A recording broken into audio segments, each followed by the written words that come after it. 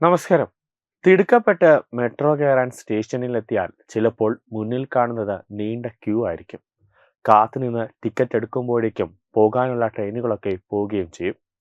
ഈ ബുദ്ധിമുട്ട് സ്ഥിരം അനുഭവിക്കുന്നവരാണെങ്കിൽ അതിനൊരു പരിഹാരം എത്തിയിരിക്കുകയാണ്. ഇനി മുതൽ ബംഗളൂരിലെ യാത്രക്കാർക്ക് ഊബർ ആപ്പ് വഴി മെട്രോ ടിക്കറ്റുകൾ ബുക്ക് ചെയ്യാൻ സാധിക്കും.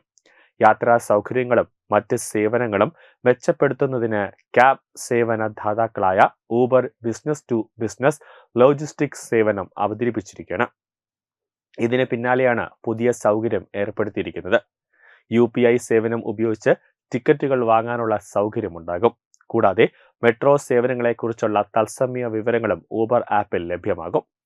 ഇത് നിങ്ങളുടെ മെട്രോ യാത്ര സുഗമമാക്കാനും കൂടുതൽ എളുപ്പത്തിലാക്കാനും സഹായിക്കും.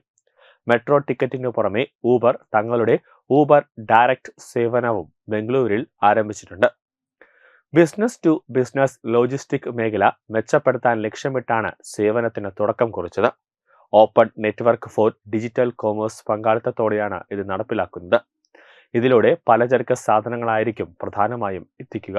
ഊബർ ഇപ്പോൾ ബിസിനസ് ടു ബിസിനസ് ലോജിസ്റ്റിക് രംഗത്തേക്ക് കടക്കുകയാണ്. തങ്ങളുടെ വിപുലമായ ലോജിസ്റ്റിക് ശൃംഖല ഉപയോഗിക്കാൻ ബിസിനസ്സുകൾക്ക് പ്ലഗ് ആൻഡ് പ്ലേ പരിഹാരം വാഗ്ദാനം ചെയ്യും. ഊബർ ഇന്ത്യ സമയത്ത് ഏഷ്യൻ പ്രസിഡന്റ് അറിയിച്ചത് ഇങ്ങനെയാണ്: ഈ സേവനം ഡ്രൈവർമാർക്ക് അധിക വരുമാനം നേടാനുള്ള അവസരവും ഒരുക്കുമെന്നാണ് സൂചന. ബംഗളൂരിൽ ഭാവിയിൽ ഊബർ ഷട്ടിൽ സേവനം ആരംഭിക്കാനുള്ള പദ്ധതിയും കമ്പനി ആലോചിക്കുന്നുണ്ട്.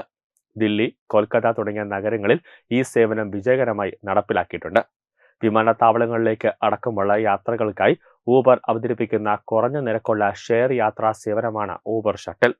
സാധാരണ ഊബർ ആപ്പ് വഴി 10 മുതൽ 25 വരെ നിരക്കിൽ ടിക്കറ്റുകൾ ബുക്ക് ചെയ്യാം.